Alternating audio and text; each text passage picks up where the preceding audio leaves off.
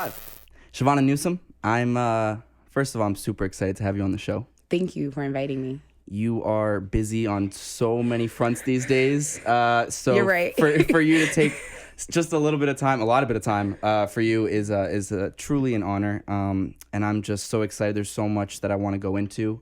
But first, as I told you a few seconds ago, is there a little tidbit, a little story that the world doesn't know of Chivona Newsome from what's out there? You've been doing a lot of press recently. Little story, little tidbit. It may be out there. Okay. It may be That's out okay. there. But my parents were freedom fighters. My parents actually met at a civil rights rally in 1969 in the Bronx. And you read it, and you know this already. But that's probably like the most important thing to me is how my life came about. They were high school sweethearts in the Bronx. And now me and my brother are both freedom fighters. So. And how did they describe their first kind of interaction at that civil rights movement? Oh, you're good, because this isn't shit. So my mom, who's like, she's gorgeous, but even back then she was more so like cover shoot gorgeous, even in high school. So she's like sitting in class, and my dad's like leaning against Fordham University, where I actually ended up attending, but that's right across from their high school.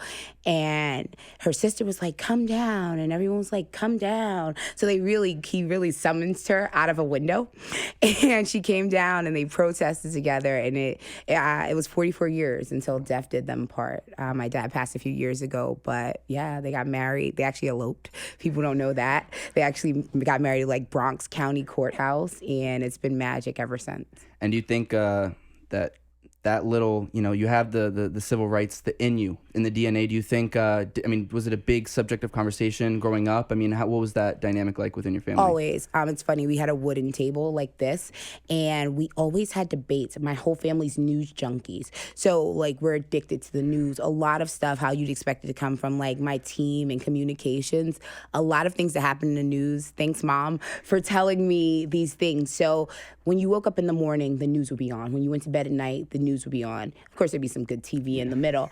But we had these topics of conversation as long as I remember being able to speak. From a child, we've discussed politics, we've discussed racism. My parents really weren't the type to sugarcoat the world from us. So that totally shaped us into who we are now. I think when I was about 11, they gave me the book Before the Mayflower. That's like a real Black power, Black history kind of a book.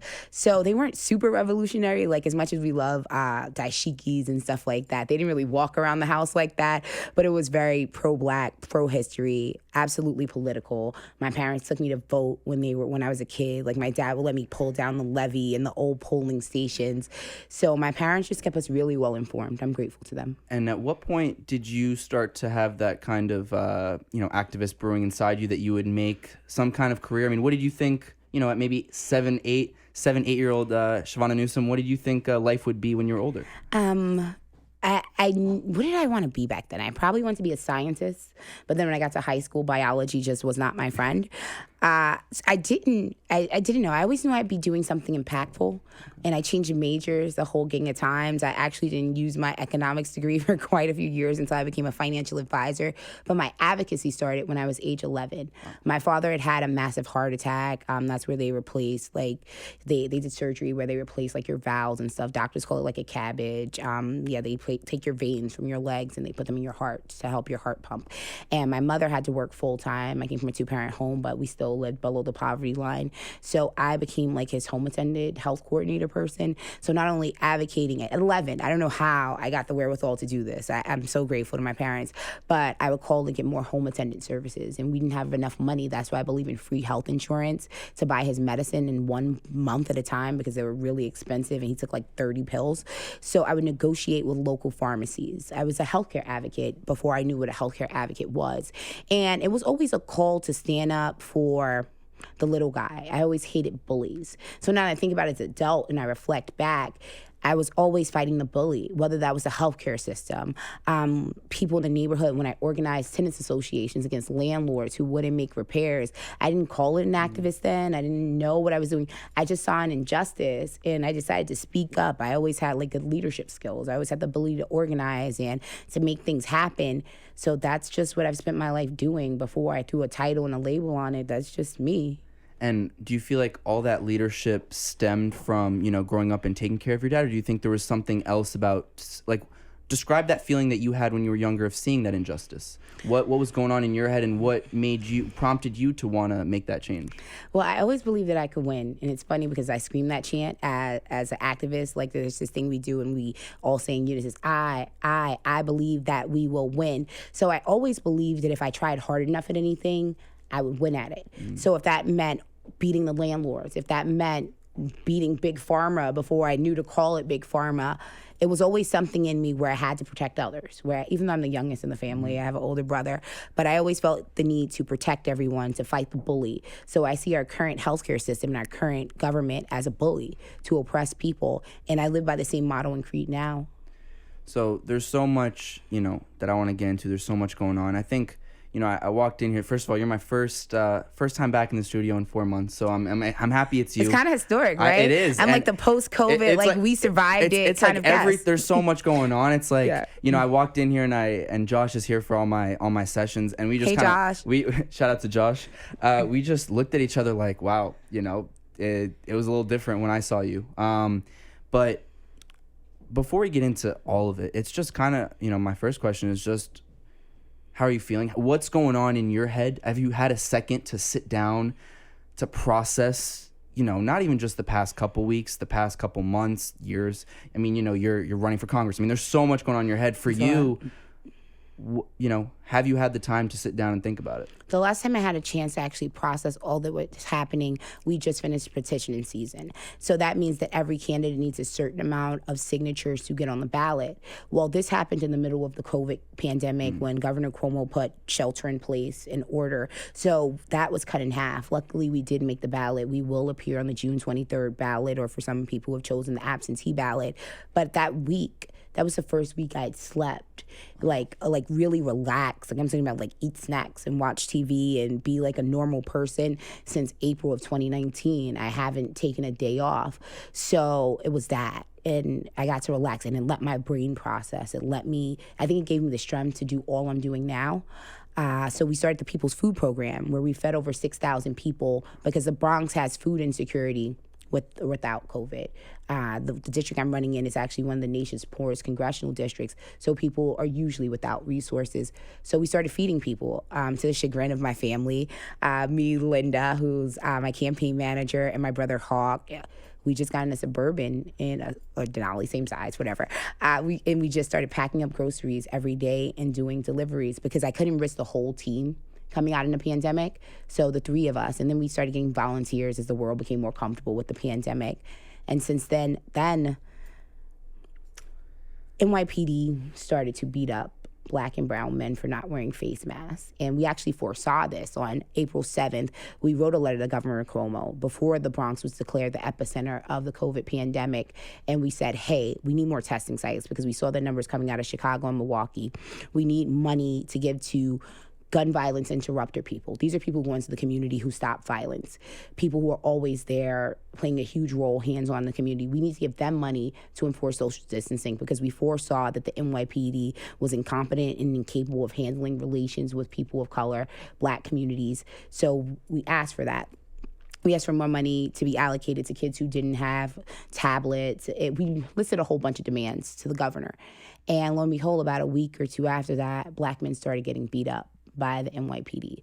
So protesting began. We started a huge caravan out here in Brooklyn, where it was about 100 cars deep, and we went to every single precinct where a Black man had gotten beaten up. And in the process of doing these things right before our protest, my brother Hawk and I, we were doing food deliveries. And this video actually went viral. We were doing food deliveries, and we saw a large police presence at a NYCHA complex. For people outside of New York, that's public housing. That's the projects. So we were on the show Cop Watch America. That's what we do in our personal life. If we see the cops in our community heavy, we pull out our cell phones and we intercede if it's a cause to do so. And Hawk was arrested. Literally, the NYPD actually released a statement for yelling, because he told the community to stand up for themselves, not to allow the police to come in and brutalize them and pepper spray them and falsely arrest them. So he was arrested. And then the press and everything started coming, and still doing food deliveries through this, because they arrested him, released him within a few hours. And then we had the unfortunate death of George Floyd. Now, I won't lie to you, I barely know what day it is. Every day kind of feels like the same to me. I haven't slept much since George Floyd passed. So forgive me if I sound a little raspy. I sound like a New York City rapper right now. But I haven't slept very much because we were on the ground about 3 days after George Floyd's death. And talk about, this past, I think it was the Monday before last, so about 10 days ago.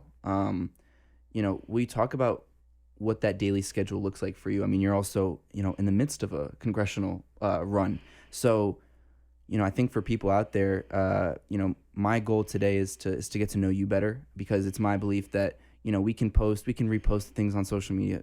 Fuck does it, let's be honest here. Donating to the right places, I think can go a long way. And that's something that's important to me. But I think the reality is we need to vote, the right people in office. And then we'll get into all that later. But I'm more curious right now is what's a daily schedule look like, maybe the past 10 days, pre-George Floyd and the bigger protests that have been going on. What's it look like? Pre-George Floyd was just focusing on, say we take the social distancing out of play, because the NYPD officially said they were gonna, like, not Governor Cuomo, what's this dude's name who I want to resign? Mayor de Blasio. Yeah, him, that guy. So he had stopped the NYPD from enforcing social distancing. So it seemed like we had a huge victory. I think that was about 2 weeks ago, kinda.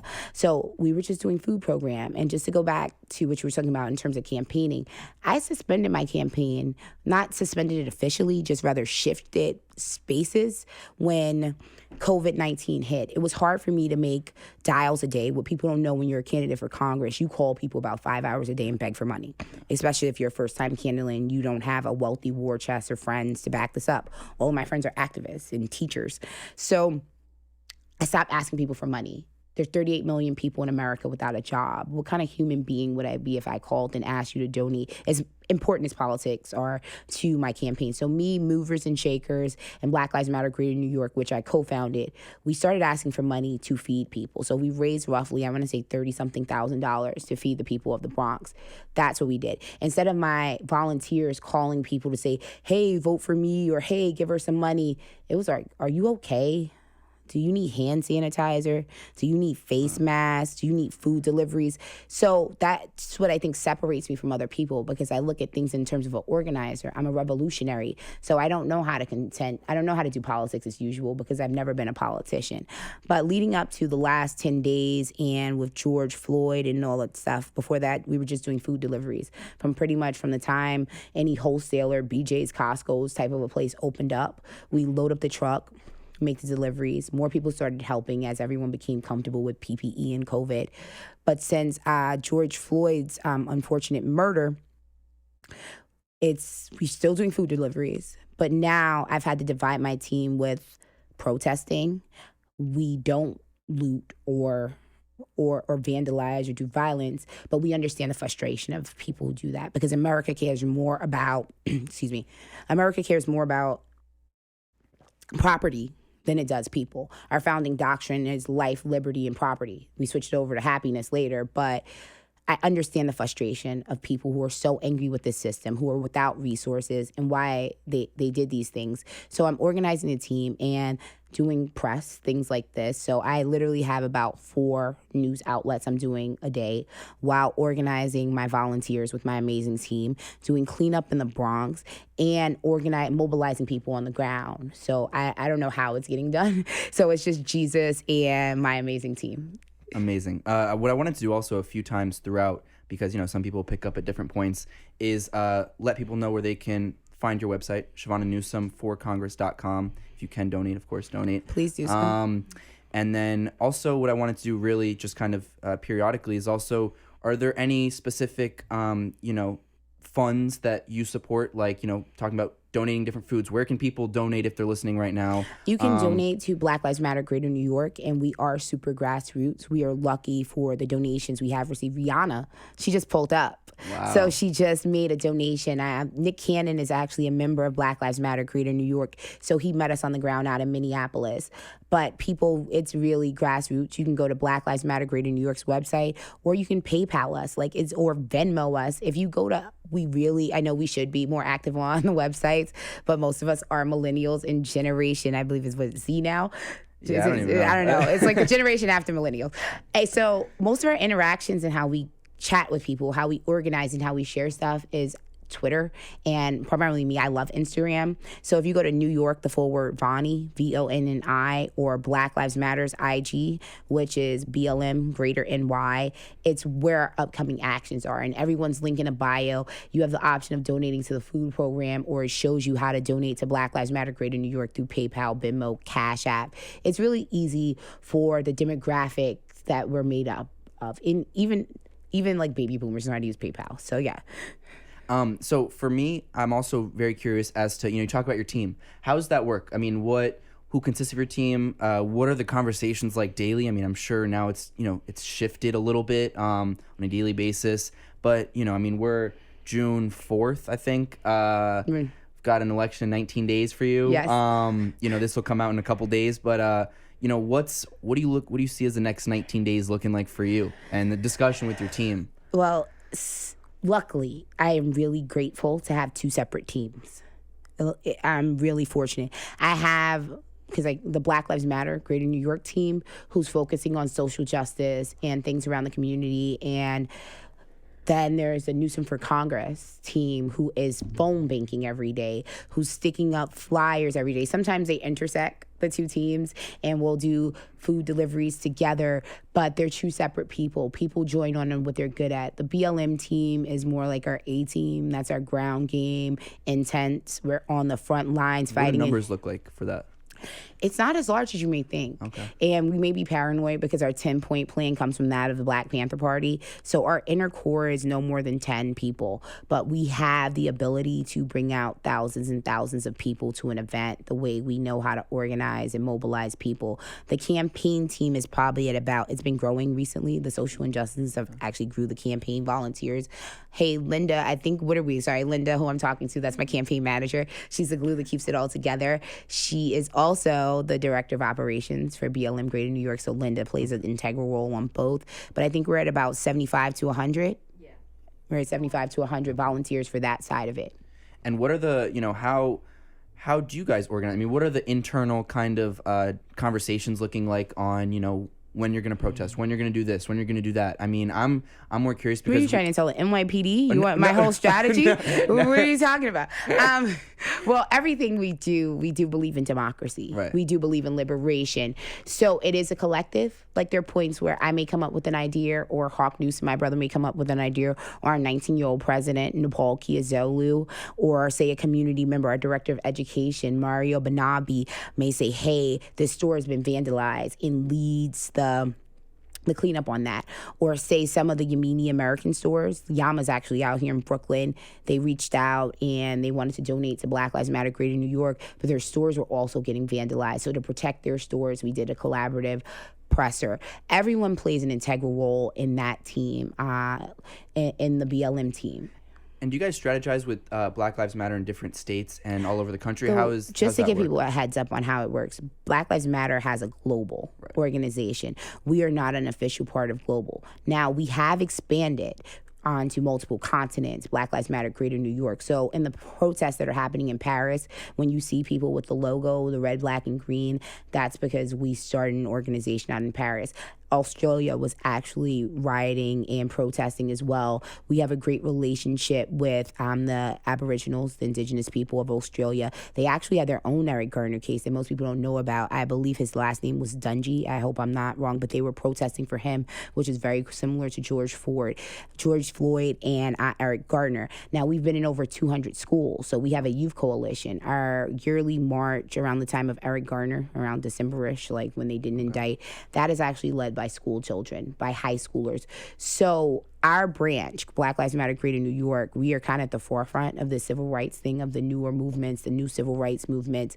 It's just grown exponentially. It's getting pretty large. And how, because this next generation is super important, not just voting, but, getting involved on the front lines for kids, or 18, 20-year-olds, that are looking to get involved. Because now, what's interesting, especially in the past week or so on social media, is you see a lot of people, a lot of white people, starting to really reflect, and, hopefully think of ways that they can help, not just white people, everyone, to get involved, what do you think is the best way to go about that? I mean, for me, I have my opinions on what social media is doing, and is it enough? Is it not enough? It's not enough until we see change.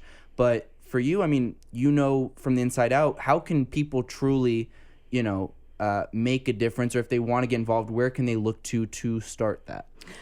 And that was the issue that when I was telling you about the structure of Black Lives Matter Greater New York, that we had to address, because we believe that true liberation comes from as a community effort. So we will be, in the next upcoming days, we will be releasing a Black agenda, what we're demanding politically, as well as we're inviting every single person from around the nation to reach out to us. We are easy to reach from Facebook, Twitter, social media, even our websites, messaging, to give you a blueprint on how to organize your own community, how to create a food program, how to run for office, because we need people who think like us in office. So we're giving you a blueprint to liberation, because that is important. But in the interim, with social media, I love it to a sense. I love the fact that hashtagging and sharing a video affects policy. Let's be real about it. If politicians did not see this on the news, if they weren't shamed by the media, and thank you for allowing this important message to be on your platform,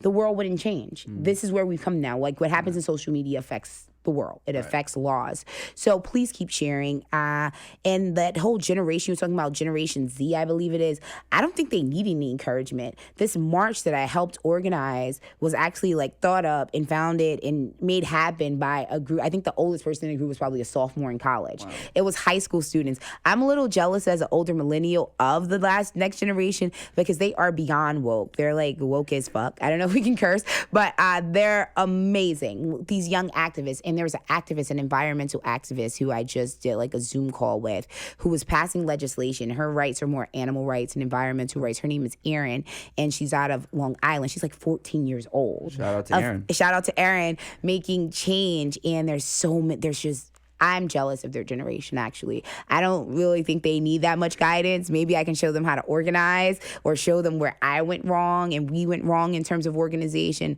But this new generation is just impressive. Speaking of organization, what's something that you've learned, you talk about maybe doing things right the wrong way, from those ways in which you maybe organized in a maybe less efficient manner? What is something that you've learned about organizing? Our strategies are probably a little militant in terms of, when I can give you back to last Sunday, when I got back from Minneapolis and we organized in the street. The thing is, you need order when you have that many people. So when we lead a march, it's actually in formation. And there are certain strategies, and people have places to employ, not only for the people who are marching with us safety, but for our safety as well. I won't disclose this whole thing to the SRG, who I hate. That's the Strategic Response Group. I yell at them whenever I see them when I'm getting my coffee. I actually live by the courthouse. So it's things like that. It's communication. It's things about keeping people simply safe when they're marching through the streets at intersections. How to chant a certain way so everyone receives your message. Because in that old-timey thing, when you've seen the older activists, who I love, who have led the way, Angela Davis is a hero, but you see some of them who they all like to lock arms and stand in the front and get that picture, because what they're doing is a picture in front of the banner. That's what people want. You can't have your whole team on the banner, because who's keeping the sides and the back of your line safe? So I just try to teach them the messaging and things that I know how to do. And I'm always learning. Everything is a process for me. I actually found out today, I was talking to Johnny, who volunteers. Shout out to Johnny. He told me that it was 8 days of rioting during the civil rights movement before legislation was changed. So I think we're pretty close now. So that's kind of the way I wanted to go here, is how do you guys, see as an organization, Black Lives Matter Greater New York City, and just in general, what is the big question is, what is that change going to look like, right? Is it social? It's coupled with legislative. I mean, there's so many different ways that things need to change, and then we'll go into what would change look like, with the police. What do you hope one day to truly see the right relationship between the community and the police, and how do we get there? I mean, these are all the questions that are being asked, but in your opinion, what will satisfy, in your eyes, everything that's going on? We have to think about the history of policing, and then you'll understand that relationship is most likely never going to happen between the black people and the police. You have to think about the Fugitive Slave Act. You have to think about the 13th Amendment. You have to think that the police were created to capture people who look like me to return them to their slave masters. So Martin Luther King said something to the effect, I hope I'm not going to botch his quote, but it was like, we can't make them love us, but we can stop them from like hurting us. So that's what we need legislation for. I would not be running for Congress. I wouldn't have the right to vote or to read if it was not for laws. Laws in America protect the people. So before we left from Minneapolis, we called on all governors from all 50 states to pass the I Can't Breathe Act. Now, what that act entails is if you're crying out in distress, as we've seen with Eric Gardner, as we've seen with Andrew Kears, as we've seen most recently with George Floyd, if you're screaming, I can't breathe, because all three of those men screamed, I can't breathe in their final hours. If a cop denies giving you that medical treatment, if they don't stop what they're doing right away and ask for medical treatment, or however they're trained, it seems like they're poorly trained, but that's just being shady. However they're trained to do these things, that is a Class A felony. Now, if you die, just like those three men I mentioned, Garner, Floyd, and Andrew Kears, then they are tried for murder. It's also calling for a special prosecutor, because we know that, district attorney's offices and police department, they kind of share the same space, and they're kind of friends all the time. So we need a special prosecutor, and we're also calling for military personnel to investigate these crimes. So we're tired of waiting. And I know we had mentioned hashtag and how important it was, but I don't want to hashtag another black man or woman. Shout out to Breonna Taylor, because she's not getting as much press as she needs to get, and demanding justice for her. But I don't want to do another hashtag. So police relations would look like laws if they harm us, laws to prevent them from hurting us. And actually, we're working on, and I should right now be writing an article on this, Linda's going to stab me, on repealing 50A. Now, what 50A does is it allows the NYPD to operate in secrecy. So most of the officers, and you'll look at the guy who murdered, the cop who murdered George Floyd out in, in Minnesota, he had a history of police brutality. Most of the officers who have done these things have a history of police brutality. Now, with under 50A, which is a section of the civil rights law here in New York State, it's a secret. So you can be a cop who pepper sprays, beats everyone up, covers your badge, hides your body cam, and the public doesn't know any of these things. Even down to Pantaleo, which we assisted in getting him fired. That was a victory, because that was very rare, even though I would have loved to see him behind bars, but the Department of Justice gave us no justice. If we repeal 50A, then it would be transparency. Now, what we also need to get rid of is police unions. They should not be in a union. There should be no one protecting them. There should be no Pat Lynch screaming that they did nothing wrong when you see PT cruisers driving into crowds of people. And also, cops should have a license. Think about this. Imagine if you're a doctor or something and you have a license or whatever profession to have it. If they revoke your license completely, you can never work in that profession again. Because what we see is officers who get suspended and released and fired sometimes from their job. It's okay for them to go to another state or another city and get a job.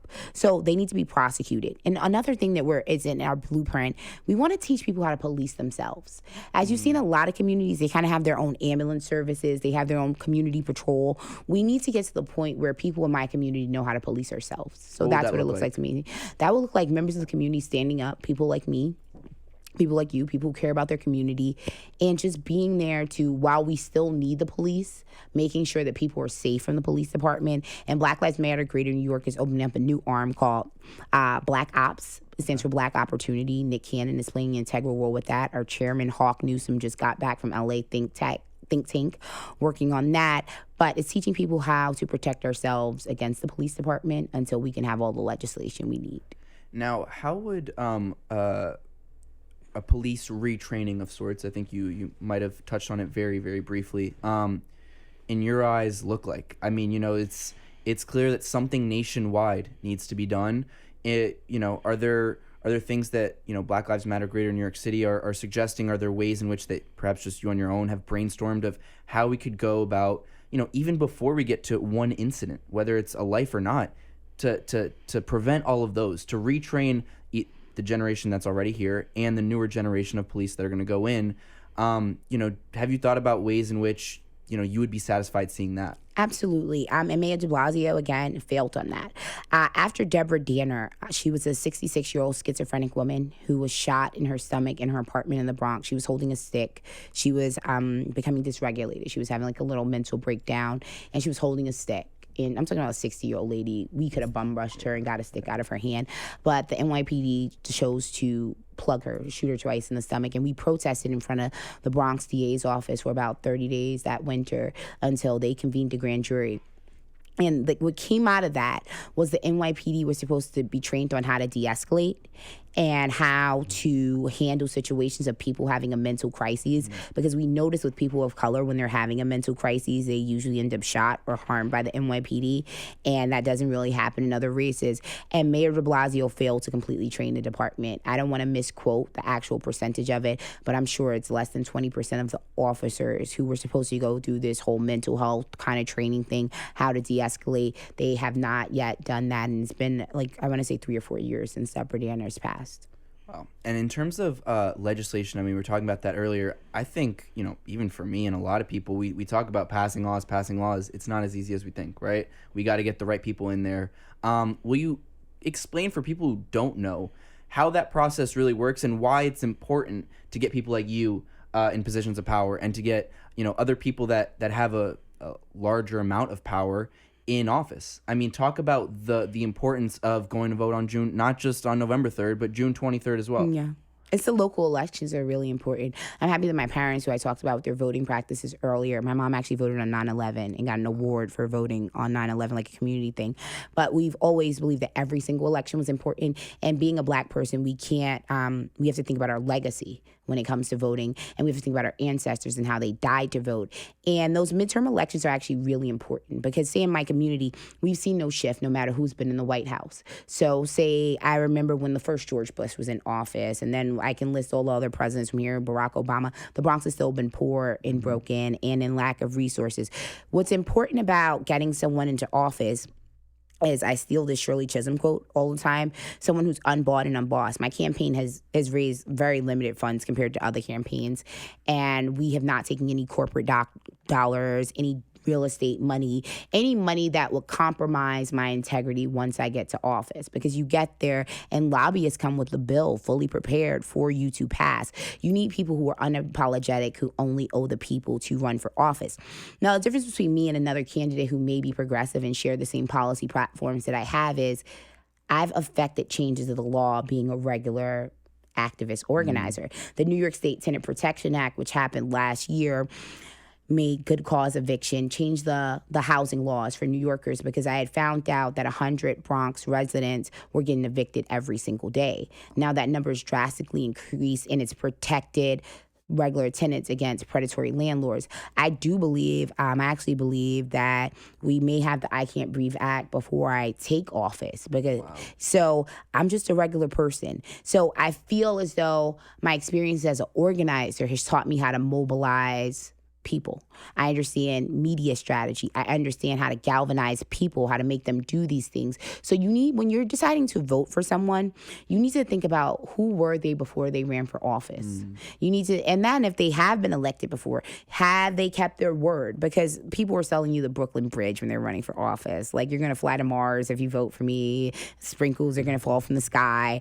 But you really need to look at the integrity of a person before they ran for office. And then you also need to look at the money. You need to look at their money train and where does it come from and who are they going to owe, because we know in America that nothing comes for free.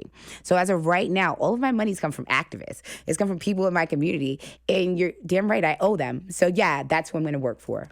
So, I was taking a look at your website, which, again, want to plug it again, Chivona Newsome for Congress.com. If you can donate, please go check it out. And there, it's a great website. It talks about some of the issues that you're looking to, enact change with. And so for people that are hopefully, and you should be going to vote on June 23rd, and for Chivona, will you start give them a little bit of background on some of the. I mean, there's so much to go into with those policies. It's a lot. It's a lot. But some of the big ones that stood out are universal basic income. Yes, right. I am a big supporter of guaranteed income. Martin Luther King, what people don't know, was actually fighting for guaranteed income before he lost his life. He wanted $30 million from the government to eradicate poverty back then. I really wish they would have gave it to him because we wouldn't be having this conversation. When I referenced the Black Panther Party earlier, that was in their 10-point plan of federal jobs guarantee and also a guaranteed income. I do believe that people need some kind of floor.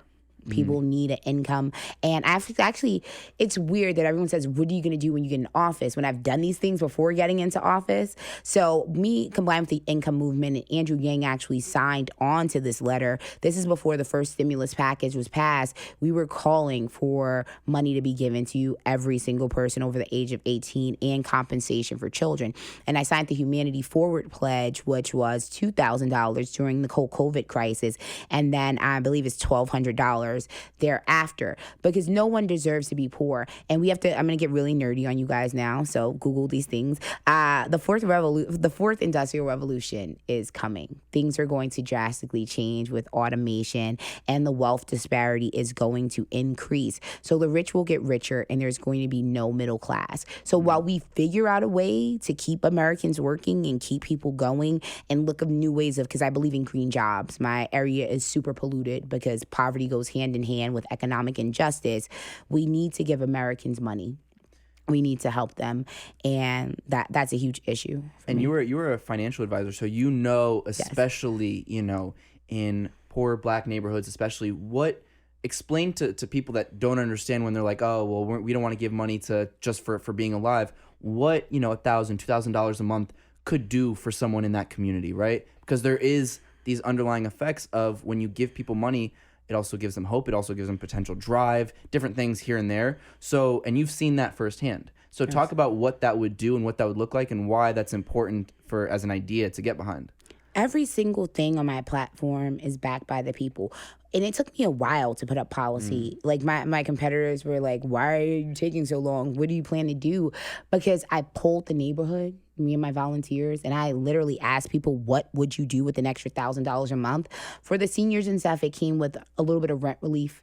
It came with being the same thing with my dad, being able to buy medicine. With the younger people, I realized that they wanted to set some aside for entrepreneurship, just for childcare. So all those basic necessities that people of privilege take advantage of, it would help people maintain their lives. They don't realize that people are living paycheck to paycheck. People's rents are always usually a month behind where I'm from because they can only afford to make partial payments. Someone said, literally pay my rent in full. And $1,000 really doesn't seem like a lot in today's economy, but where the median income in the Bronx is $28,000, that's an extra $12,000 a month without considering people who have children. Wow. And I mean, I was reading, or I might have listened to you on one interview talk about, I think. Oh, you did your research on me? Of course. You did it? I like it. Is, coming from your congressional district, one of the poorest in the country. I think it's like a 90% college dropout rate, 40% high school dropout rate. So is there also potential benefits of universal basic income for that, for education, for reinvesting in those poor Black communities that are getting no funding? I mean, I know those schools are so underfunded. I mean, talk about what it could do for just, getting Black people more in school and keeping them there because they resort to other ways to try to survive. And also, not in addition to UBI, right? Because people in my district they face homelessness because they don't have the money to pay rent. So that means that a lot of children in the Bronx are transient. They're constantly switching schools. They don't have a root and a foundation. Excuse me. That's when the tiredness catches up. I start to sound a little hoarse. But while I'm still awake, I'll spit it out for you. That's where my other policy platforms come into place. I do believe in free college tuition because then we'll have more representation. We'll have people from the community completing college. A lot of people in my community actually start college. They just don't have the means to finish college. Then we think about other things in terms of if we had free health care, people actually wouldn't have to take that UBI money to pay for medicine.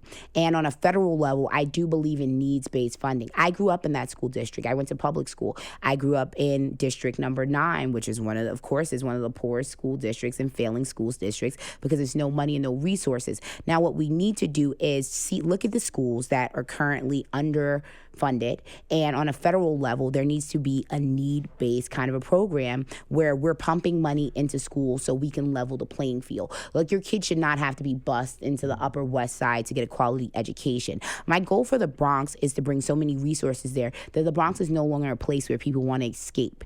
Most of the parents I know who have a little bit of money, who are probably above that $28,000 marker, what they do is their kids go to school, they try to get out one, and if they can't get out right away, their kids don't go to school within the district. They send their kids to private schools and other types of educational institutions where they have to travel and wake up really early in the morning when we have 4 schools within walking distance of my block. And I'm talking about my neighbors when I say this. And this education policy actually came from a teacher who's lived in the Bronx his whole life. And he was like, hey, my policy for that came from a teacher he's a principal now. But thank you, Dr. Chase. He was actually my brother's high school teacher. And he was like, no, you need need-based federal funding. So you see how all of my policies are a collective. Just like everything I do, I believe in true democracy and the inputs of other people. And I think what's also, I want to ask you about your experience growing up at one of those severely underfunded schools in an impoverished neighborhood, because some New Yorkers have the idea, of what those poor neighborhoods look like. Most don't. Mm-hmm. But also, for listeners, hopefully around the country and around the globe, will you describe really so we can understand firsthand what it's like to grow up in perhaps the poorest congressional district or one of the poorest? And this has to be a testament to my parents as well, because we were poor, right? But they let me live inside of this bubble with education, and they would take the money they did have to buy me clothes. And people wonder why. I just want to clear this up before I go deeper. Why Black people buy their kids Jordans and sneakers and stuff like that? Because they can't give you much. They can't buy you a car when you turn 16. They can't.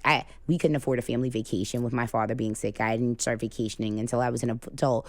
But they want to give you a sense of wealth. So when people wonder why people buy their kids Jordans, and also it stops you from selling drugs and getting into street life, because a lot of people who are drug dealers, some of my friends did become drug dealers. They did this because they wanted new sneakers or they wanted a new North Face coat. So if your parents sacrificed a little bit of, unfortunately, the rent money to get you a luxury item, it probably prevented you from a life of crime. I usually don't play the struggle Olympics, but with you, I told you I'd be fully transparent and I share my experience with you. It's also important. It's important for people to know. Everyone to understand. No, because the reason why I say it, everyone in my race, like every time we do a debate, if anyone watches it, everyone likes to talk about how poor they were. And I just don't. But I want you to know what it was like growing up. I was born in 84. That was the middle of the crack epidemic. So on the way to school, this is the Bronx had already been burnt. They hadn't started rebuilding. So there would be abandoned buildings that were boarding up on the way to school. And for some reason, we had some large amount of stray dogs. I don't know where these stray dogs, maybe people moved, left the Bronx, left the dogs behind. So there would literally be like packs of dogs that roamed around the Bronx. And on the walk to school, it seemed like the people who smoked crack would use the schoolyard to get high. So it was almost like you were playing hopscotch, the kids game, with crack fouls. You would be walking and you would see all the different, like crack cocaine comes in. I've never used it, just to put that out there. I do believe in the legalization of marijuana in my policy. But there would be different multicolored crack fouls on the way to school. You knew at an early age what a crackhead looked like. So drugs was prevalent. You knew what it was like to come home and not have lights because your parents, it's a Jay-Z line, but it's very true to people where I come from, where your parents had to, I believe Jay-Z said, you had to pay the rent with the light bill. Because my parents' biggest thing was you needed a place to stay. Thank God that we were never homeless. Did we spend a lot of time in housing court? Because my mom would have to take off time to take care of my dad, who was severely ill my whole life. He had his first heart attack the year I was born. Well, actually 85. I was born on New Year's Eve. So within my first 8 months of life, my father had a massive heart attack. So yes, we had to go to housing court. The housing court is where you beg a judge to give you more time to pay your rent. The worst part of poverty, in which I really want to always express and say, is the shame. Having to ask people, have to ask government agencies, have to ask these ask for help. And the thing is, my mom is a teacher. She refuses to retire because she loves what she does. Maybe this year, maybe once I go to Congress, I'll get her to retire. But she is a cosmetology instructor. So she teaches people how to do hair, and most of those people end up to go on own their own business. And my mom worked 50 hours a week. So our poverty did not come from laziness, because people like to associate that with poverty. And most of my neighbors in my community, people have like 2 and 3 jobs. Like my family's had an apartment. I got that apartment, lived in the same building for over 40 something years. Everyone goes to work. They're just poor. So yeah, I was just lucky, because when I talk about this, to have some pretty amazing teachers. And that's why it's so important to have free college education. I think what has led me to be who I am is the teachers from Roberto Clemente Junior High School, that we call it 166X in the Bronx. They were all like super woke. And I'm talking about dashiki wearing Black people with like locks in their hair. And they showed us real maps to let us know that Africa was ginormous and way bigger than America actually is. And to see people who look like me, who had college degrees, postgraduate school, who had all these fancy degrees, teaching me that I could attain more. And this is back when schools had music. So I did learn. I'm not very good at it, so please don't ask me to play. How to play violin, how to play the keyboard, the xylophone. My daycare took me on my first trip to D.C. when I was like 7. So I actually got to see the White House at that age.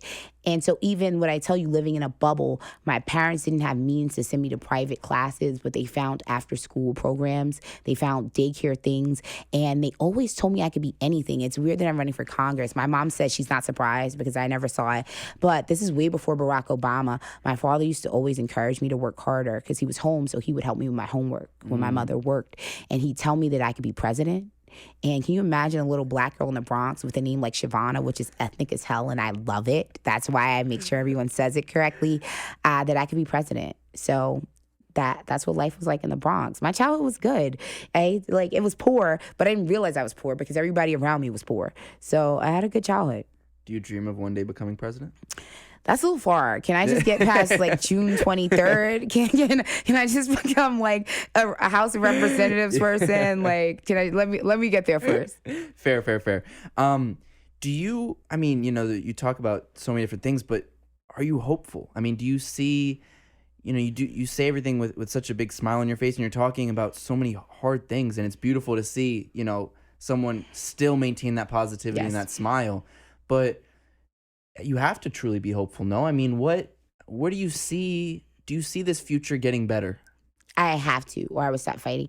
And that hope and stuff comes from God. I am a Christian. I do pray often. I do go to church. And I try to live my life to be very Christ-like, because I believe that Christ was actually our first revolutionary. He was the person who was sticking up for the poor. He was the person who was sticking up for the oppressed. He was kicking over tables. Like, Christ was not passive at all. And the things he said, his parables were kind of a little condescending to people and gangster.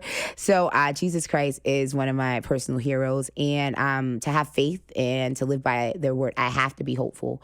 I have to fight for the poor and the oppressed. It's my duty as a Christian because he gave his life for me. Now, to wrap things up, do you ever think about legacy? What legacy do you hope Chivona Newsome has on this world? I want people to know that anything is possible and to reclaim their power. That's what I want to ignite. And I've been saying this for quite some time. I want everyone to know how I'm not elected, but I'm changing laws and I'm making effect. I want everyone to know that they're just as powerful. I want everyone to know that she inspired the masses. I just want my life's work to be an inspiration to all. Beautiful. Thank you. You can follow Chivona on Instagram and Twitter at New York Fani. That's important to stay updated with everything going on. It's all there. Again, Chivona Newsome for Congress.com. If you can donate, please do so. She is running June 23rd. I will be voting for you. My mom will be voting for you. Everyone around, it's really important for people listening and watching, I think, to have people like you explaining all your policies, what you're about. But if you're listening and, you support Chivona, which I'm sure you do, it's important to share. And social media is our biggest tool these days. If you know someone who doesn't vote or is lazy or whatnot, make sure they get to the polls. I don't know if there's anything else that you want to say. I know for me, it's truly beautiful to hear you talk about so many different things. And I hope that we have people like you in office. I hope that when you win, I know you're going to do all these great things. And, if there's other people that are running for similar positions in different states, people, inform yourselves. It's really important. So for me to you, thank you so much for taking the time, especially during these days, especially with everything going on. You're busy as hell. So it means the world. And I can't wait to see you in Congress. Thank you. Only if you promise to come to the inauguration. I'll be there. You'll be there. This was actually one of my most intimate and realist conversations I've ever had. And I'm grateful I was allowed to be open and vulnerable with you. It's very rare I get to do that. So yeah, vote Newsome for Congress. Follow me on the gram and reclaim your power. Reclaim your power. We will never have real justice without power. We will never have real justice without real power. That is my personal quote. So I guess that's the legacy I'm leaving behind. That quote will be there forever. Beautiful.